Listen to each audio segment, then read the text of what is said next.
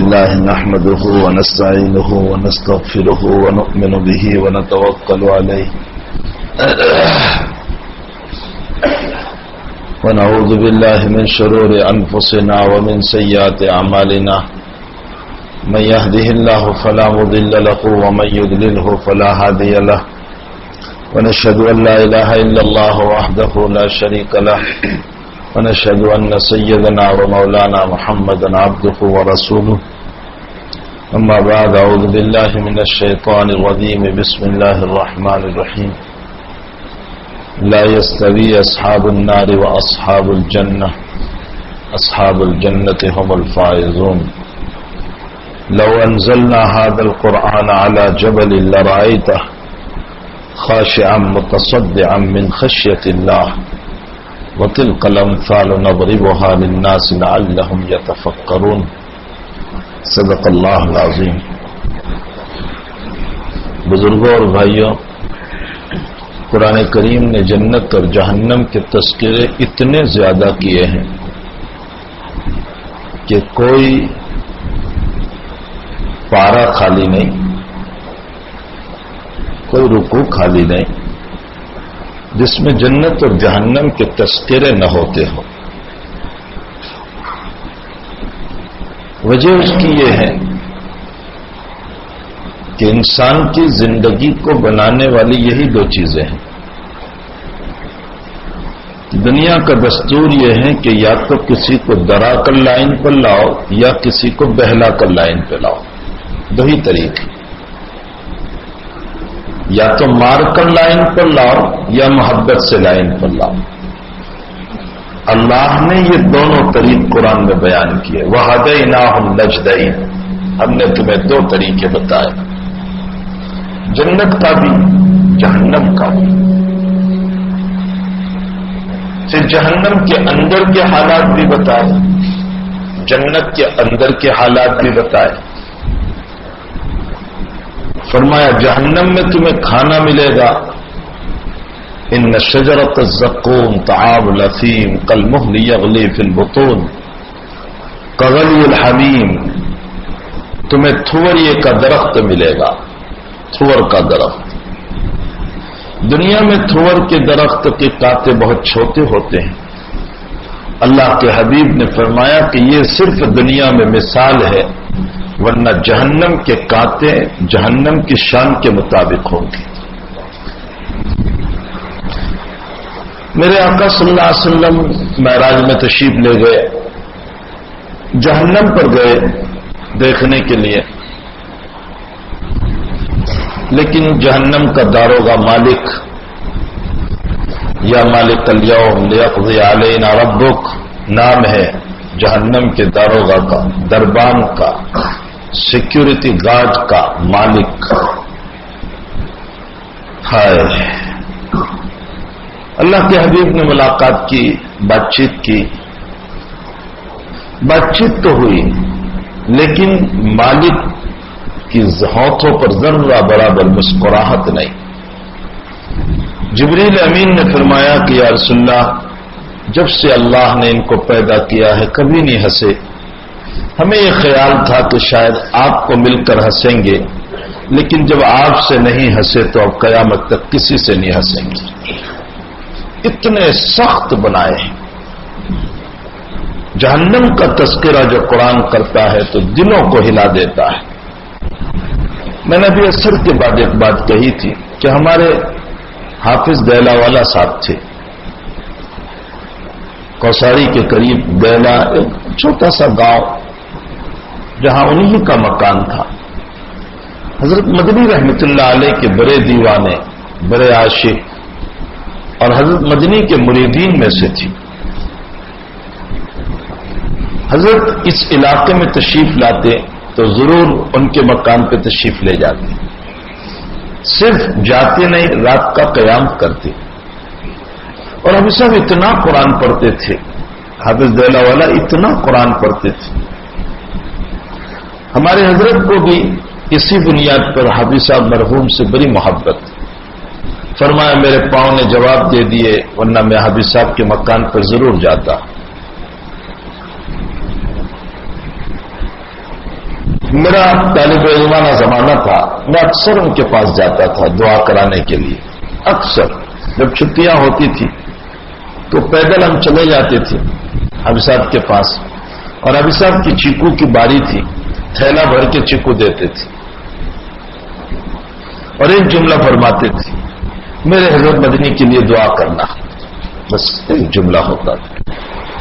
وہ جب نماز پڑھتے تھے اور امام جب کوئی جہری قرات میں جہنم کا تذکرہ اگر پڑھ دیتا آیت میں، تو اتنے زور سے وہ نماز میں چیخ مارتے تھے کہ پوری مسجد کے مصلیوں کے دل ہل جاتے تھے کہ کیا ہو گیا.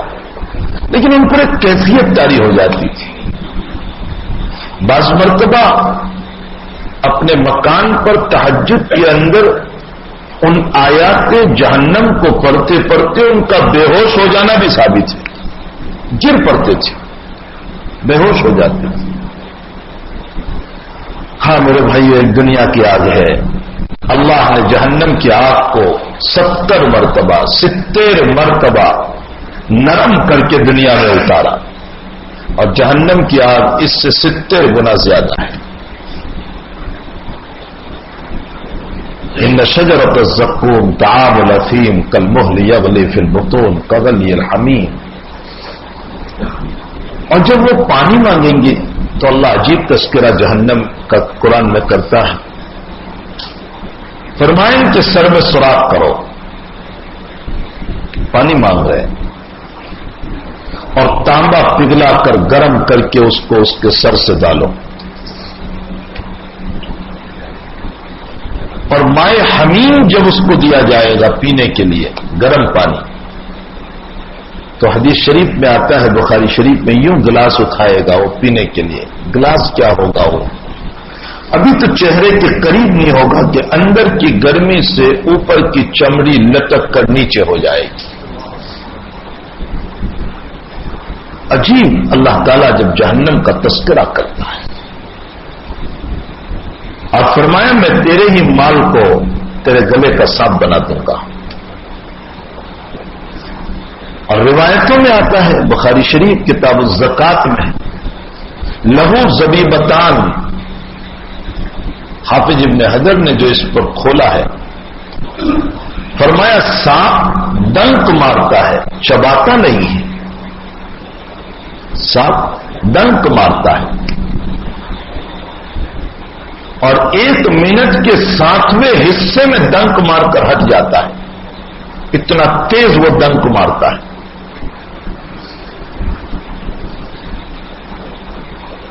چباتا نہیں ہے.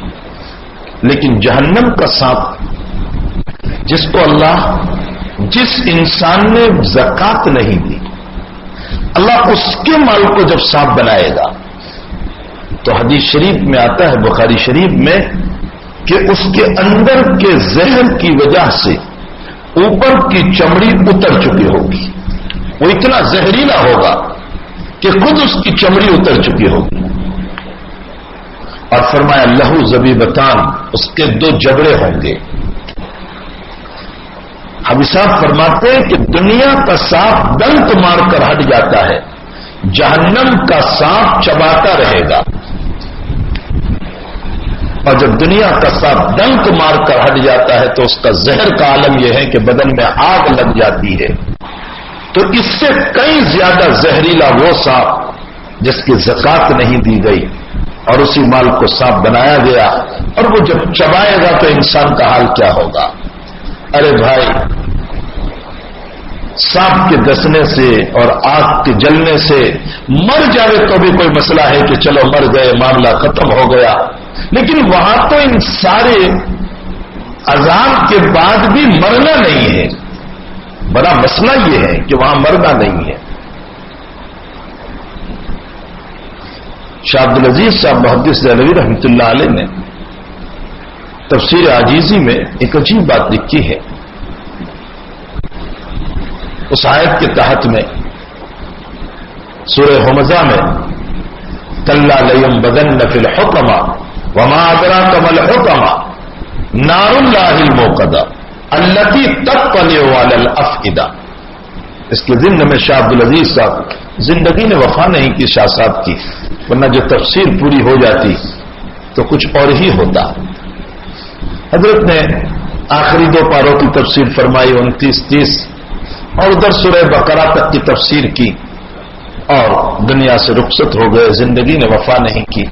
لیکن اتنی تفسیر میں جو قرآن کو کھولا ہے، ہمارے حضرت مولانا ابرار صاحب جلیوی رحمۃ اللہ علیہ اکثر یہ فرماتے تھے کہ اگر شاہ عبدالعزیز صاحب رحمۃ اللہ علیہ کو زندگی وفا کرتی اور تفسیر اگر مکمل ہو جاتی تو فرمایا قرآن کا حق تو نہیں لیکن تفسیر کا حق ادا ہو جاتا۔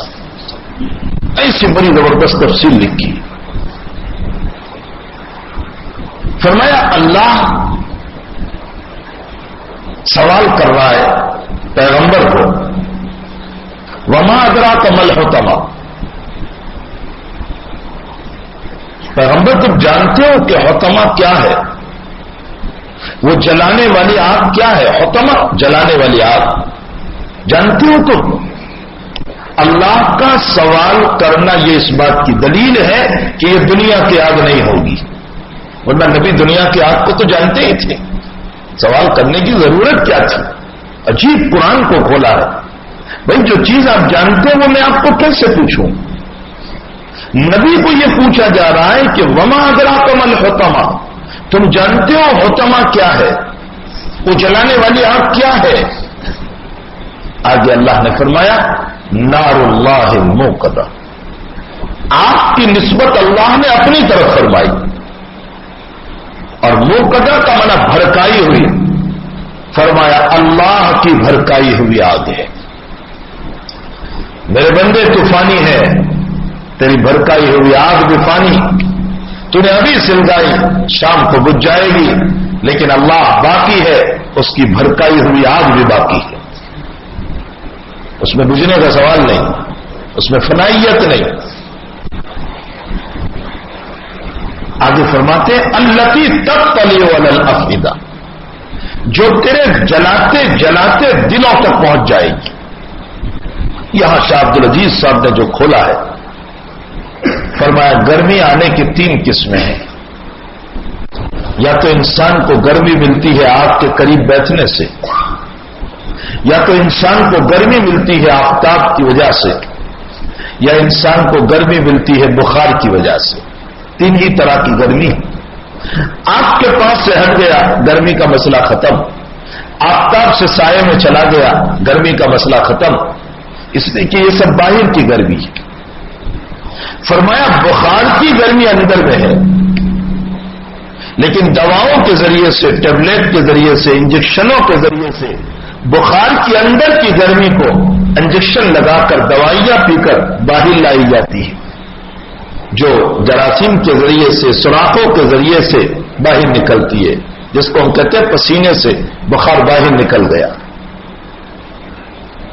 تو بخار کی گرمی اندر ہے، جو ٹیبلٹ اور انجیکشنوں کے ذریعے سے باہر نکالی جاتی ہے، فرمایا یہ بھی باہر نکل جاتی ہے، لیکن اللہ کی آگ کی گرمی وہ ہے چوتھی گرمی، کہ جو اوپر سے چلے گی، چمڑے کو جلائے گی، اور چمڑی کو جلانے کے بعد بھی انسان مرے گا نہیں، گوشت کو جلائے گی، گوشت کو جلانے کے بعد بھی دنیا کی آگ میں جلنے والا مر جاتا ہے، فرمایا جہنم کی آگ میں گوشت کے جلنے کے باوجود نہیں مرے گا، التی تطلع علی الافئدہ، یہاں تک کہ جلاتے جلاتے تیرے دل تک پہنچ جائے گی، لیکن موت پھر بھی نہیں آئے گی۔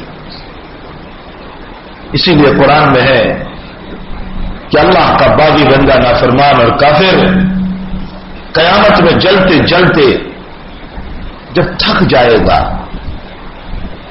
تو جہنم کے داروغہ سے یوں کہے گا یا مالک اليوم لیقضی علینا ربک، مالک تیرے اللہ کو کہہ دے کہ ہمیں موت دے دے۔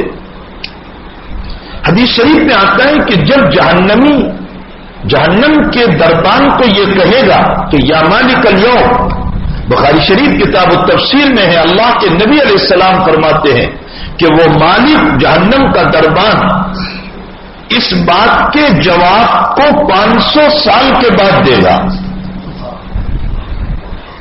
جہنمی جب یوں کہے گا کہ تیرے رب کو کہہ دے کہ ہمیں جلا کر ہمیں موت دے دے، تو اس کا جواب وہ یوں 500 سال کے بعد دے گا. 500 سال تو ابھی جلتے ہی رہو، 500 سال کے بعد پھر جواب ملے گا اکسوا فیہا ولا تکلمون، ذلیل پڑے رہو اور آئندہ کوئی بات نہ کرنا، تم نے اپنی زندگی کو اللہ کی بغاوت پر گزارا تھا. ہاں میرے بھائیو، جہنم کا تذکرہ دلوں کو ہلا دیتا ہے. جہنم کا تذکرہ دلوں کو ہلا دیتا ہے. اللہ ہمیں معاف فرمائے اور اللہ تعالیٰ اس اپنے عذاب سے ہم سب کی حفاظت فرمائے. اسی لیے میرے آقا صلی اللہ علیہ وسلم نے فرمایا ہمیشہ دعا کرو اللہم حاسبنا حساب یسیرا، اللہ ہمارا آسان حساب لینا، اس لیے کہ ہم تیرے حساب کے قابل نہیں ہیں، ہم حساب دے ہی نہیں سکتے. صرف ایک ورق کھول کر کے اللہ نے ایک چیز اگر پوچھ لی تو نے کیوں کیا. حضرت عبدالستانوی رحمۃ اللہ علیہ نے اپنے ملفوظ میں ایک جگہ ایک عجیب بات ارشاد فرمائی کہ اللہ نے کچھ نہیں پوچھا، ایک انسان عشاء کی نماز کو چھوڑ کر سو گیا اور رات میں مر گیا اور اللہ نے صرف اتنا پوچھ لیا آج کی عشاء کی نماز تو نے کیوں نہیں پڑھی تھی. ساری زندگی ایک طرف، صرف عشاء کا سوال ہو گیا. فرمایا بندہ اپنے رب کو جواب نہیں دے سکے گا. اللہ تعالیٰ اپنے پکڑ سے ہماری حفاظت فرمائے. تو جنت اور جہنم کے تذکرے اللہ نے بہت کیے، یہ سب جہنم کے تذکرے. فرمائی یوں گلاس اٹھائے گا ابھی چہرے کے قریب بھی نہیں کہ اس پانی کی گرمی سے اس کی چمڑی نیچے لٹک جائے. وہیں پر اللہ نے اپنے ماننے والوں کے لیے پھر جنت کا تذکرہ بھی کیا اور فرمایا کہ ہم وہ جنت دیں گے وفیہا ما تشتہیہ الانفس وتلذ الاعین وانتم فیہا خالدون، تمہاری تمناؤں کے مطابق ہم چیزوں کو حاضر کریں گے. صرف دل میں ارادے ہوں گے اور چیزیں حاضر، اور ہم تمہیں حور دیں گے وحور عین قاصرات الطرف لم یطمثہن انس قبلہم ولا جان. ہم تمہیں وہ حوریں دیں گے کہ جن حوروں کو کسی نے دیکھا نہیں ہوگا.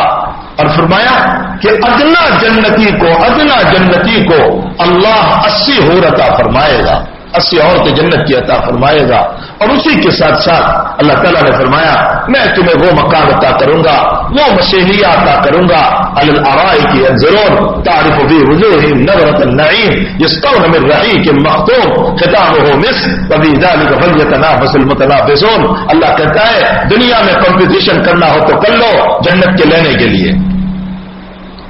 وہ جنت میں تمہیں دوں گا. جنت میں ایک حور ہے لائبہ. علی متقی نے کنز الاموال میں ان کا تذکرہ کیا ہے اور بھی مفسرین نے اپنی اپنی جگہ پر اس کا تذکرہ کیا ہے. لائبہ اللہ تعالیٰ نے اس کی صفت بڑی عجیب بنائی. وہ 70 جوڑی کپڑے پہننے کے باوجود اس کا حسن چھپنے والا نہیں. تفسیر مظہری میں ہے کہ اگر وہ 70 پردے ڈال دے اپنے اوپر تو بھی اس کا حسن چھپنے والا نہیں. اللہ تعالیٰ نے وہ ایک جنتی کی نعمت بنائی ہے.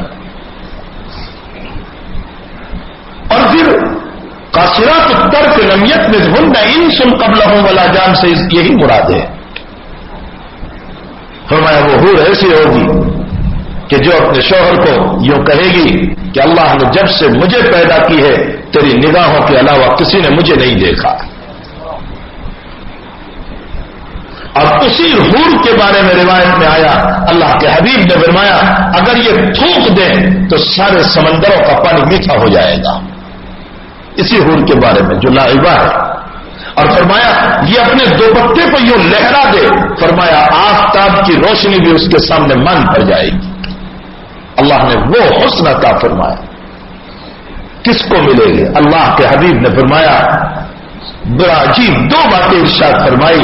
نبی نے فرمایا جس نے حرام کے کھانے سے اپنے کو بچایا اور رات میں اٹھ کر کے خلوتوں میں اپنے اللہ کو یاد کرتا رہا اللہ اسے وہ لائبہ عطا فرمائیں گے. جنت کی نعمتیں بھی بڑی عجیب ہے. میرا برما جانا ہوا، میں نے اپنے بیان میں یہ تذکرہ کر دیا تو بیان کے بعد ایک مولوی صاحب مجھے ملے کہ مولوی صاحب یہ ایک ہوگی یا زیادہ ہوگی؟ میں نے کہا یہ سوال آپ کو کیوں ہوا؟ وہ کہنے لگے ایک ہوگی تو یا تو نبی لے جائیں گے یا صحابہ میں سے کوئی لے جائیں گے، ہمارے ہاتھ میں تو آئے گی نہیں۔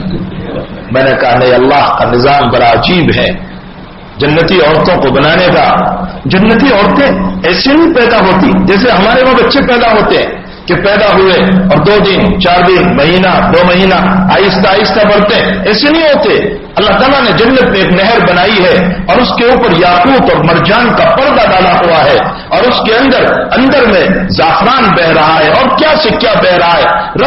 رب کریم کا حکم ہوگا کہ اے فلاں نام کی حور پیدا ہوگا، بس اس کے اندر سے وجود میں آتی چلی جائے گی۔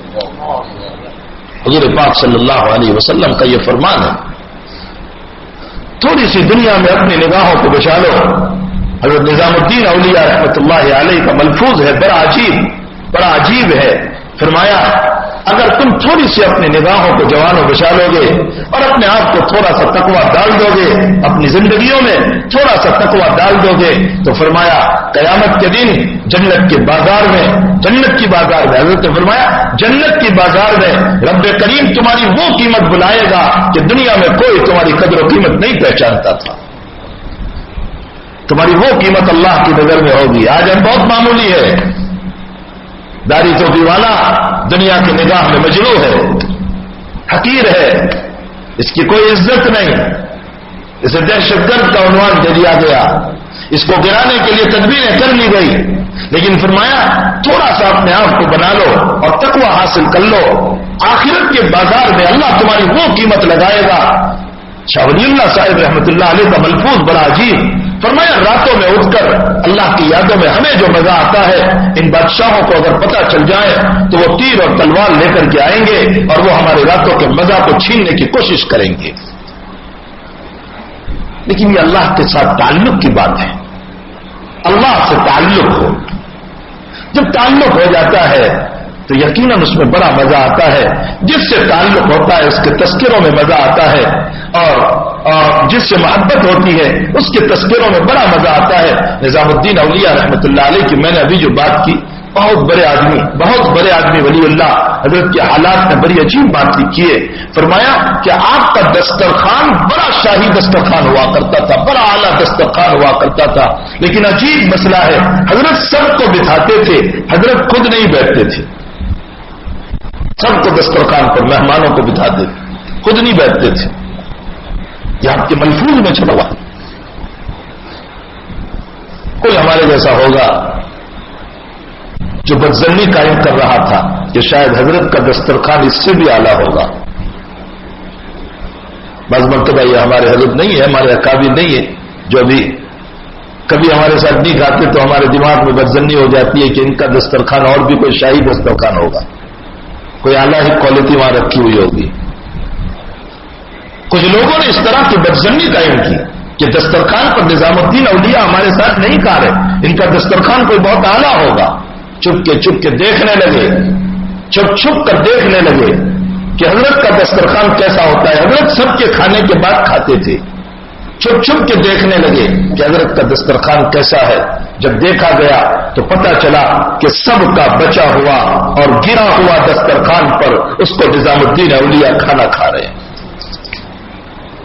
وہ بچا ہوا۔ یہ سنت ہے نبی کریم صلی اللہ علیہ وسلم، یہ سنت ہے۔ ابو ہریرہ رضی اللہ تعالیٰ عنہ فرماتے ہیں کہ میں بھوک کی وجہ سے بےتاب اور بے چین، اور بھوک کی وجہ سے میں مسجد سے باہر نکل آیا۔ ابو بکر ملے، ایک آیت کا مطلب پوچھا، بتا دیا۔ عمر ملے، آیت کا مطلب پوچھا، بتا دیا۔ لیکن وہ یہ سمجھے نہیں کہ آیت کا ترجمہ تو میں آپ سے زیادہ جانتا تھا، مجھے تو اپنی نقاہت اور اپنی کمزوری اور اپنے ذوق سے اپنے بھوک کو بتانا تھا۔ لیکن ابو بکر اور عمر نہیں سمجھے۔ اللہ کے حبیب چلے، میرا چہرہ دیکھ کر بھاگ گئے کہ ابو ہریرہ بھوکا ہے، ہاتھ پکڑا اور لے چلے۔ اور عائشہ رضی اللہ تعالیٰ عنہا سے کہلوایا گھر میں ہے کچھ؟ فرمایا ایک پیالہ ہے، کہیں سے دودھ آیا ہوا۔ فرمایا لاؤ۔ وہ پیالہ لیا، ہریرہ سے فرمایا ابو ہریرہ تمہارے دوسرے ساتھی بھی تو سب بھوکے ہی ہوں گے، جاؤ سب کو بلا لاؤ۔ حدیث میں آتا ہے 70 صحابہ کرام تھے جو بھوکے تھے، طلبہ تھے۔ نبی اکرم صلی اللہ علیہ وسلم ہمیں ہمارے طلبہ کو وہ ذوق نصیب فرمائے۔ آج مدرسے میں ایک وقت کھانا تھوڑا سا بگڑ جاتا ہے تو ہنگامہ ہو جاتا ہے۔ فرمایا سب کو بلا لاؤ۔ حضرت ابو ہریرہ کو پیالہ دیا اور فرمایا ابو ہریرہ پلانا شروع کرو۔ حضرت ابو ہریرہ خود فرماتے اپنے دل میں، کہنے لگے ایک پیالہ ہے اور اتنے سارے پینے والے ہیں، میرے لیے کیا بچے گا؟ سب کو پلاتے گئے، دودھ اتنا کا اتنا ہی ہے پیالے میں، سب کو پلا دیا۔ اخیر میں اللہ کے نبی نے ابو ہریرہ سے فرمایا تم پیو، پیا، پھر فرمایا اور پیو، پیا، پھر فرمایا اور پیو۔ ابو ہریرہ نے اخیر میں فرمایا شبعت یا رسول اللہ، بس پیٹ بھر گیا، اب میں نہیں پی سکتا۔ امام بخاری نے مسئلہ ثابت کیا کہ اگر کوئی پیٹ بھر کے کھانا کھائے تو جائز ہے۔ بخاری کا ذہن دیکھیے، لفظ شبعت سے مسئلہ مستنبط فرمایا کہ اگر کوئی پیٹ بھر کے کھانا کھائے تو جائز ہے۔ اور فرمایا ترمذی میں جو روایت آئی کہ ایک سلس کھاؤ، ایک ترتیاؤنس کھاؤ اور ایک ترتیاؤنس پیو اور ایک ترتیاؤنس خالی رکھو، فرمایا وہ افضلیت کی طرف اشارہ ہے۔ باقی پیٹ بھر کے کھانا چاہے تو کھا سکتا ہے، اگر پیٹ بھر کے کھانا ممنوع ہوتا تو نبی منع فرما دیتے۔ فرمایا یا رسول اللہ پیٹ بھر چکا، اب میں نہیں کھا سکتا۔ اللہ کے حبیب نے اب اخیر میں پیالہ لیا اور خود نوش فرماتے ہیں تمام خادمین، تمام شاگردان، تمام مریدوں کا منہ لگایا ہوا میرے آقا پی رہے ہیں۔ یہ عجیب زندگی ہے ہمارے حضور پاک صلی اللہ علیہ وسلم کی، نبی علیہ السلام کی زندگی۔ میرے بھائیوں، ہمیں حضور کی زندگی سے تواضع سیکھنے کی ضرورت ہے۔ تواضع اللہ کے نبی میں کود کود کر بھرا ہوا۔ آج ہمیں علم کی بنیاد پر تکبر، آج ہمیں دولت کی بنیاد پر تکبر، آج ہمیں عہدوں کی بنیاد پر تکبر، آج ہمیں اچھے گھرانوں کی بنیاد پر تکبر، یہ سب ہمارے تکبر کی بنیاد ہے۔ لیکن یاد رکھیں تکبر پنپ نہیں پاتا۔ گلستان میں شیخ سعدی رحمۃ اللہ علیہ نے ایک واقعہ لکھا ہے، فرمایا کہ ایک پولیس والا تھا، کوتوال تھا، حضرت نے کوتوال لکھا ہے، آج کے زمانے میں پولیس والا ترجمہ کر لو۔ اس نے ایک عامی انسان کی پٹائی کی اور پتھر سے مارا، لیکن وہ صاحب صاحب صاحب کر کے بیچارہ کسی طرح 2-4 پتھر کھا کر چھوٹ گیا، لیکن دل میں رہا ابھی تو تیرے عہدے پر ہے اس لیے کبر ہے، وقت آئے گا تو میں بھی تجھے بتا دوں گا۔ بادشاہ کسی وجہ سے ناراض اس کو نکال دیا، اور نکالا بھی ایسے کہ کنویں میں لٹکایا اور یہ کہا کہ اس کو پتھر مارو۔ تو یہ جس کو پتھر مارا تھا یہ گیا اور پتھر مارا اس کو۔ اس نے کہا کہ تو مجھے مار رہا ہے، کہا یہ وہی پتھر ہے جس سے تو نے مجھ کو مارا تھا۔ شیخ سعدی فرماتے ہیں کبر کو کبھی نہ کبھی اللہ ذلیل کرتا ہے، اللہ گراتا ہے، اللہ مٹاتا ہے، اور تواضع کو ہمیشہ اللہ بلند کرتا ہے۔ من تواضع للہ رفعہ اللہ، جو تواضع کرتا ہے اللہ تعالیٰ اس کو بلند کرتا ہے، اس کو اٹھاتا ہے، اس کو عزتیں دیتا ہے۔ بہرحال میں تو یہ کہہ رہا تھا کہ قرآن کریم نے جنت اور جہنم کے خوب تذکرے فرمائے۔ بخاری شریف میں روایت ہے حفت النار حفت الجنہ عن المکارہ، اللہ تعالیٰ نے جنت کو گھیر لیا مکارہ سے، وحفت النار بالشہوات، اللہ تعالیٰ نے جہنم کو گھیر لیا شہوتوں سے۔ جب جنت کو بنایا تو اللہ جل شانہ نے جبریل امین سے فرمایا جاؤ میری جنت دیکھ کر آؤ، کیسی جنت بنائی ہے۔ وہ گئے اور فرمایا کیسی ہے؟ تو جبریل امین نے فرمایا رب کریم ایسی ہے کہ اس کو دیکھنے سے معلوم ہوتا ہے، اس کو دیکھنے سے معلوم ہوتا ہے کہ کوئی چھوڑنے والا ہے ہی نہیں، اس کو تو سبھی اس میں جائیں گے۔ تو حضرت جل شانہ نے مکارہ سے گھیر لیا، فرمایا اب دیکھ کر آؤ، فرمایا اب ایسا لگتا ہے کہ کوئی جنت میں نہیں جائے گا۔ مکارہ کس کو کہتے ہیں؟ مکارہ کا معنی اپنے نفس کے خلاف کاموں کو مکارہ کہتے ہیں۔ جی چاہتا ہے نماز چھوڑنے کو، ہم نماز پڑھنے کے لیے جائیں، یہ مکارہ پر عمل ہوا، طبیعت کے خلاف عمل کرنا۔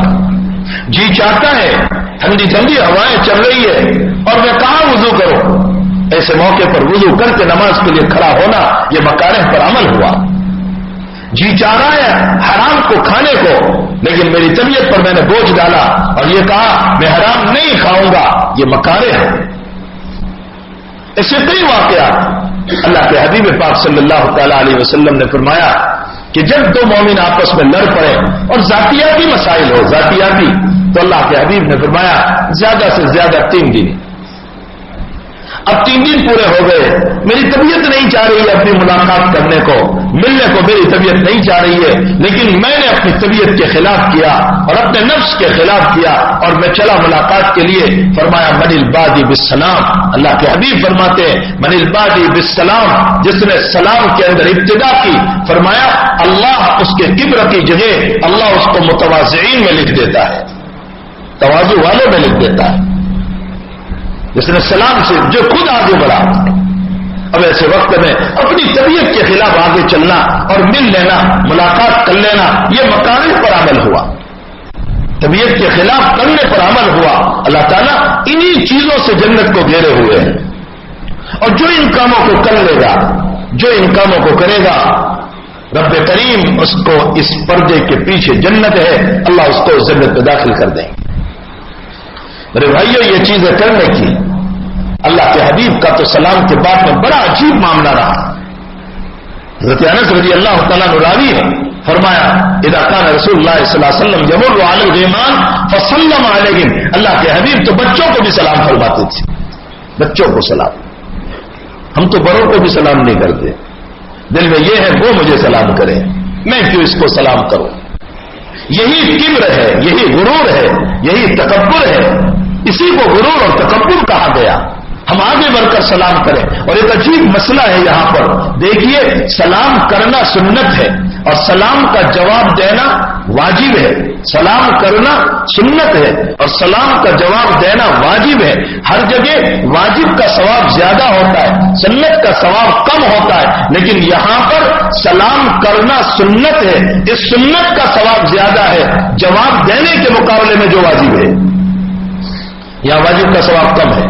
کیوں واجب کا ثواب کم اور سنت کا زیادہ؟ اس لیے کہ سلام کرنے میں نفس ٹوٹتا ہے، سلام کرنے میں تواضع ہے، سلام کرنے میں مٹانا ہے، سلام کرنے میں جھکانا ہے، یہ ساری باتیں سلام کرنے میں پائی جا رہی ہے، اس لیے سلام کا ثواب جو ہے وہ جواب دینے سے بھی زیادہ ہے۔ تو یہ نفس کے خلاف کام کرنا، نفس کے خلاف، اسی کو مکارہ کہا گیا۔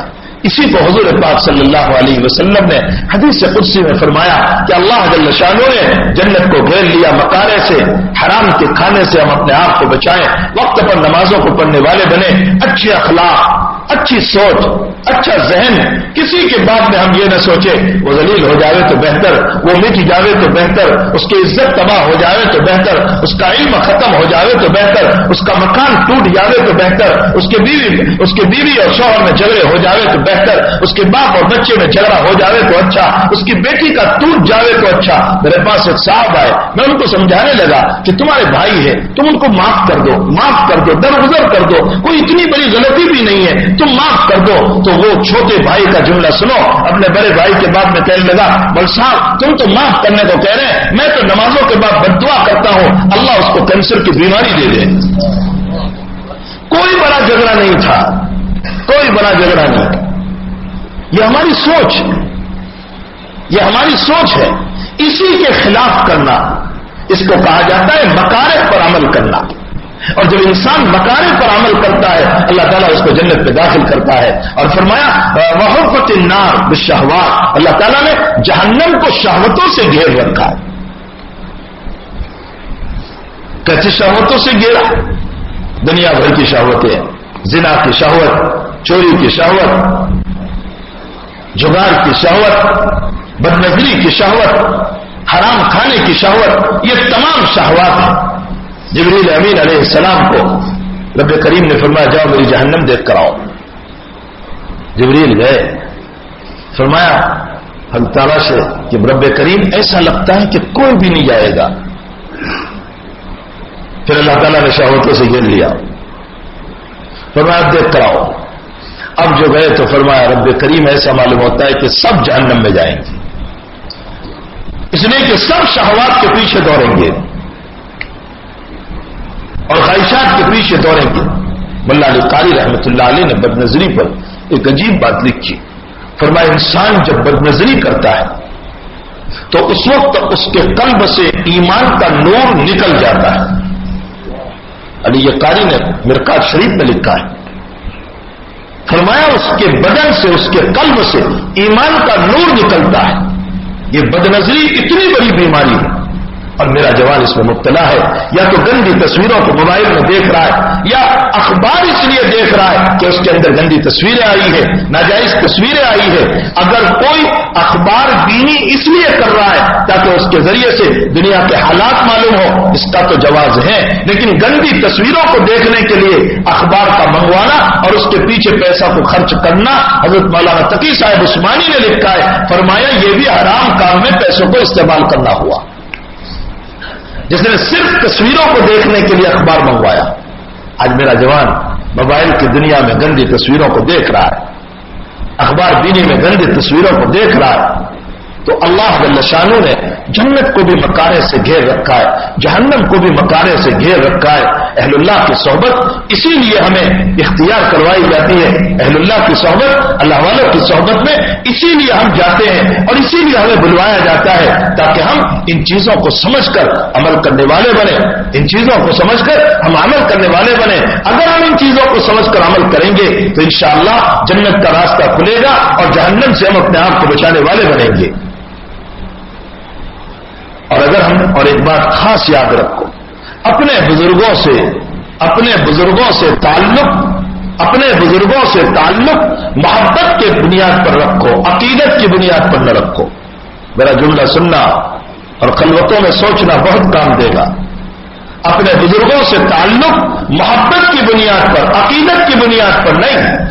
جس نے عقیدت کی بنیاد پر تعلق رکھا اپنے شیخ سے، اپنے بزرگ سے، اپنے پیر سے کہ یہ حضرت بڑے نماز پڑھ رہے ہیں اس لیے میں بیعت ہو جاؤں، یا یہ حضرت بڑے روزے رکھ رہے ہیں اس لیے میں بیعت ہو جاؤں، یا حضرت 1000 دانے کی تسبیح لے کر پھرا رہے ہیں اس لیے میں بیعت ہو جاؤں. یہ عقیدت کے مسئلے ہیں، یہ عقیدت کے مسئلے ہیں. جو عقیدت کے ساتھ کسی بزرگ سے تعلق رکھتا ہے وہ کبھی نہ کبھی اپنے شیخ کے بعد میں بدسب ہوگا تو تعلقات ٹوٹ جائیں گے.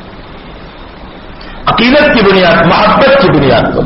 یہ شاہ وسیع اللہ صاحب کا جملہ ہے. شاہ وسیع اللہ صاحب رحمۃ اللہ علیہ فرماتے ہیں کہ ہم نے حضرت اقدس تھانوی رحمۃ اللہ علیہ سے تعلق محبت کی بنیاد پر رکھا، عقیدت کی بنیاد پر نہیں رکھا. جو تعلق محبت کی بنیاد پر ہوتا ہے تو محبت کی بنیاد پر شیخ سے غلطی بھی ہو جاتی ہے تو ہم اس کی اچھی تعبیر کر دیں گے کہ نہیں میرے حضرت نے ایسا نہیں کیا، اس کا یہ مطلب ہوگا. اور جب محبت نہیں ہوتی ہے تو اچھائی کو برائی میں بدل دیا کرتے. بڑا پیارا جملہ فرمایا، عقیدت کی بنیاد پر تعلق نہ رکھنا. شاہ وسیع اللہ صاحب کی ایک عجیب بات مجھے یاد آئی. حضرت مولانا قمر الزمان صاحب دامت برکاتہم العالیہ سے میں نے سفر میں سنی تھی. ظہر سے پہلے کی مجلس میں مولانا نے میرے پاؤں پر یوں ہاتھ مارا اور فرمایا مولانا حنیف صاحب سنو، ایک بات سناؤ. میں حضرت میرے پیر و مرشد شاہ وسیع اللہ صاحب رحمۃ اللہ علیہ کی خدمت میں بیٹھا ہوا تھا. مجھے کہا کہ میں بیٹھا ہوا تھا اور میں اکیلا تھا حضرت شاہ وسیع اللہ صاحب کے پاس، اور آپ کے نواسے تھے، مثلا 3 آدمی تھے، نواسے تھے، میں تھا اور حضرت تھے. اور فرمایا نواسے اور کوئی جو ہے آئس کریم لے کر آیا. حضرت شاہ وسیع اللہ صاحب کے پاس آئس کریم لے کر آیا اور ایک حضرت کو فرمایا حضرت بڑی اچھی ہے، آپ تناول فرمائیے، آپ کھائیے. حضرت نے ایک چمچ کھایا اور پھر اپنے نواسے کو دے دیا. اور کیا جملہ ارشاد فرمایا، کیا جملہ، ہائے ہائے ہم کو رلا دیتا ہے وہ جملہ. کیا فرمایا شاہ وسیع اللہ صاحب نے اپنے نواسے کو؟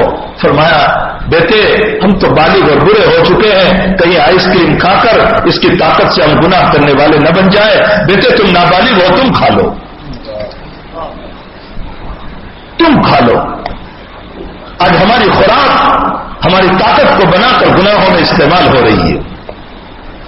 اللہ ہمیں روزی دے رہا ہے، کھانا دے رہا ہے، نعمتیں دے رہا ہے، اور ہم ان تمام نعمتوں کو کھا کر اپنی طاقت کو اللہ کے خلاف بغاوتوں میں استعمال کر رہے ہیں. ناجائز کاموں میں استعمال کر رہے ہیں، کیسے کیسے ہم اپنی طاقت کو استعمال کر رہے ہیں اللہ کی بغاوتوں کے اوپر، اللہ کی نافرمانیوں کے اوپر۔ میرے بھائیوں، کیا اللہ تعالیٰ کو غصہ نہیں آتا ہوگا ہمارے اوپر جب اس کی روزی کھا کر اس کے جسم کو استعمال کر کے ہم نے اس کی بغاوت میں، زنا میں، بدکاریوں میں، ناجائز کاموں میں، نمازوں کے چھوڑنے میں، اخلاق کے چھوڑنے میں، روزوں کے چھوڑنے میں، جب میں اپنی طاقت کو استعمال کر رہا ہوں اور اپنے بدن کو استعمال کر رہا ہوں، کھانا اس کا، پینا اس کا، زمین اس کی، سانس اس کا، بدن اس کا، دماغ اس کا، پورا جسم اس کا، اور پھر میں اس طاقت کو اس کے خلاف استعمال کروں۔ ارے میرے باپ کے خلاف، میرے باپ کے خلاف جو مجھے کھلا رہا ہے، میں جب باپ کے خلاف اپنی طاقت کو استعمال کر کے باپ پر ہاتھ اٹھاتا ہوں، باپ ہمیشہ کے لیے گھر سے نکال دیتا ہے، اخبار میں دے دیتا ہے، میرا اس بیٹے سے کوئی تعلق نہیں ہے۔ میرے بھائیوں، ایک ہاتھ کے اٹھانے پر باپ گھر سے نکال دیتا ہے، لیکن میرا رب اتنی بغاوت کے باوجود اپنی زمین سے نہیں نکالتا، وہ اپنی زمینوں سے نہیں نکال رہا ہے، ورنہ وہ چاہتا تو اس زمین کو پھاڑ کر ہمیں بھسم کر دیتا۔ ہمیں چاہیے کہ ہم اس طاقت کو غلط استعمال نہ کریں، جو طاقت اللہ ہم کو دے رہا ہے، جو قوت ہم کو دے رہا ہے، جو رزق اس نے ہم کو کھلایا ہے، جو پلایا ہے۔ ہم قرآن کریم میں وقت ابھی پورا ہو رہا ہے، ورنہ میں بہت کھولتا زندگی رہی تو کل کی مجلس میں بتاؤں گا۔ اللہ تعالیٰ نے قرآن کریم میں ہماری شکایت کرتے ہوئے یوں فرمایا، والعادیات ضبحا فالموریات قدحا فالمغیرات صبحا فاثرن به نقعا فوسطن به جمعا ان الانسان لربه لکنود۔ فرمایا اللہ نے یہاں گھوڑوں کی قسم کھائی، فرمایا تاپ مارنے والے گھوڑوں کی قسم اور دوڑنے والے گھوڑوں کی قسم، اور جب دوڑنے لگے اور اس کے پاؤں کے نیچے لوہا لگا ہو اور پتھر سے ٹکرائے تو اڑنے والی آگ کی قسم، اور فرمایا تیز دوڑے تو اڑنے والی راکھ کی قسم۔ یہ ساری گھوڑوں کی قسم کھا کر اللہ کہتا ہے ان الانسان۔ علماء سے پوچھئے کتنی تاکید استعمال کی اللہ نے، ان الانسان جملہ اسمیہ لے آیا، ان حرف مشبہ بالفعل لے آیا، لکنود میں نام تاکید کا لایا، کنود مبالغہ کا صیغہ لایا۔ بے شک انسان اپنے رب کا بڑا ہی ناشکرا بندہ ہے، بے شک انسان اپنے رب کا بڑا ہی ناشکرا بندہ ہے، بڑا ہی ناشکرا۔ علامہ راضی نے یہاں سوال کیا، راضی فرماتے ہیں کہ سوال یہ ہوتا ہے اللہ ہم تو اشرف المخلوقات، ہم تو بہت اعلیٰ لوگ ہیں، انسان تو بہت اعلیٰ ہے، یہ اللہ اشرف المخلوقات کی برائی کرنے کے لیے تجھے جانور ہی ملا جو میرے ہاتھ کے نیچے رہتا ہے۔ ارے وہ تو تابع ہے ہمارے، وہ تو خادم ہے ہمارا، تجھے ہماری برائی کرنا تھا اور قسمیں کھانا تھا، فرشتوں کی قسم کھا لیتا، تیری قسم کھا لیتا، تیری ذات کی قسم کھا لیتا، تو نے ہماری برائی کے لیے جانوروں کی قسم کھائی جو ہم سے نیچے ہے۔ یہ سوال کر کے راضی جواب دے رہے ہیں، اپنے دلوں پر اس جواب کو لکھ لو اور بغاوتوں سے باز آ جاؤ۔ راضی نے فرمایا اللہ کی طرف سے میں جواب دے رہا ہوں، فرمایا رب کریم یوں کہے گا، گھوڑا اپنے مالک کا بڑا وفادار جانور ہے، اس کی وفاداری کا عالم یہ ہے کہ رات میں سست کھڑا ہو اور کسی کے چلنے کی آواز آئے تو یہ سہم کر کھڑا ہو جاتا ہے، میرے مالک کو ضرورت پڑی ہو اور میں سست کھڑا رہوں، یہ وفاداری کے خلاف ہے۔ تیز رفتار گھوڑا دوڑ رہا ہے، مالک سوار ہے، اچانک مالک کو ضرورت پڑی، زور سے لگام کھینچی، خون نکل آیا، زور سے لگام کھینچی، لوہا لگ گیا، لیکن پھر بھی اپنے مالک کو شکایت نہیں کرتا، بلکہ وفاداری کا عالم یہ ہے کہ تیز گاڑی چلتی ہو، اچانک بریک مارتے ہو پھسل جاتی ہے، تیز گھوڑا دوڑ رہا ہے، اچانک کھڑا کرو گے تو تم گر جاؤ گے، تمہیں گرنے سے بچانے کے لیے اچانک جب گھوڑا کھڑا رہتا ہے، خون نکل رہا ہے، اس کے باوجود اپنے پاؤں کو چوڑے کر کے کھڑا ہوتا ہے کہ میرا مالک گرنے نہ پائے۔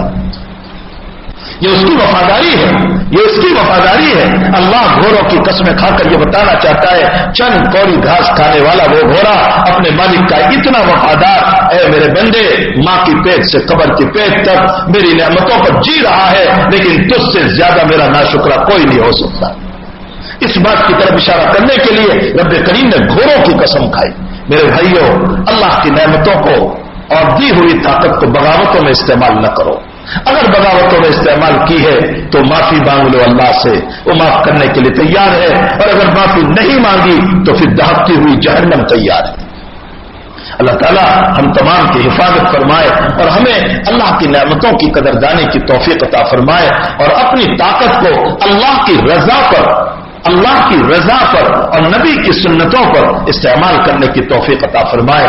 صلی اللہ علیہ نبی الکریم برحمتک یا ارحم الراحمین. درود شریف پڑھ لیجیے. اللہم صلی علی سیدنا حبیبنا و شفیعنا و سندنا مولانا محمد وبارک وسلم. الحمد للہ رب العالمین والعاقبۃ للمتقین والصلاة والسلام على سید الانبیاء والمرسلین وعلى آلہ وصحبہ اجمعین. اللہ ہمارے گناہوں کو معاف فرما. اللہ ہم نے اپنی طاقتوں کو اور تیری نعمتوں کو بہت غلط استعمال کیا ہے. اللہ ہم راتوں میں بھی گناہ کرتے رہے, ہم دن میں بھی گناہ کرتے رہے. تو چاہتا تو رات کے گناہوں کی وجہ سے رات کی نیند حرام کر دیتا, لیکن تو نے گناہ کرنے والے کو سکون کی نیند عطا فرمائی.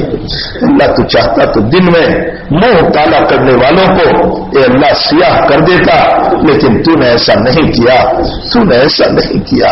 اے اللہ رات بھر ہم گناہ کرتے رہے یا گناہوں کے خیال میں رہے اور پھر فجر میں بڑے معصوم بن کر آئے, لیکن پھر بھی تو نے کسی کو ہمارے باب میں بدظن نہیں کیا.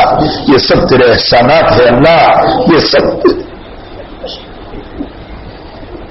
سب تیرے احسانات ہے اللہ. ان اجلے کپڑوں کے نیچے بہت غداریاں ہیں, بہت دھوکے ہیں, بہت گناہ ہیں, بہت نافرمانیاں ہیں.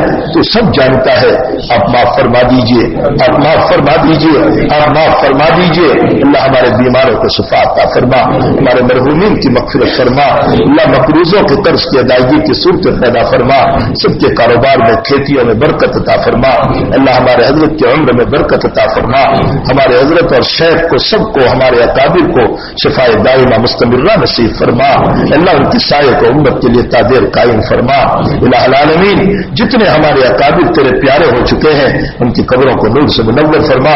اللہ ہمارے والدین کو شفا عطا فرما, ہمارے والدین کو شفا عطا فرما. اور اگر وہ تیرے پیارے ہو چکے ہیں تو ان کی قبروں کو نور سے منور فرما, ان کے درجات کو بلند فرما. رب کریم جو باتیں تیرے قرآن سے ہم سن رہے ہیں اللہ ہمیں عمل کی توفیق عطا فرما. اللہ اس پورے مجمع کی مغفرت فرما, سب کی جائز تمناؤں کو پوری فرما. اللہ دیکھنا کیسے دوڑ کر آ رہے ہیں, یہاں تو کچھ نہیں مل رہا ہے اللہ, لیکن پھر بھی تیرے قرآن کی نسبت پر اور تیرے نبی کی نسبت پر آ رہے ہیں. تجھے تیرے نبی کا واسطہ ہے, سب کو معاف فرما دے, سب کو معاف فرما دے, سب کو معاف فرما دے. اے اللہ طائف میں بہنے والے تیرے نبی کے خون کا واسطہ ہم دے رہے ہیں, اس کے صدقے میں معاف فرما دے. اللہ اے الہ العالمین ہم سب کو اپنی زندگیاں بنانے کی توفیق عطا فرما. اپنے اپنے وقت پر ہم سب کو خاتمہ بالخیر نصیب فرما. ہماری دعاؤں کو اپنے فضل و کرم سے قبول فرما. صلی اللہ علی النبی الکریم برحمتک یا ارحم الراحمین.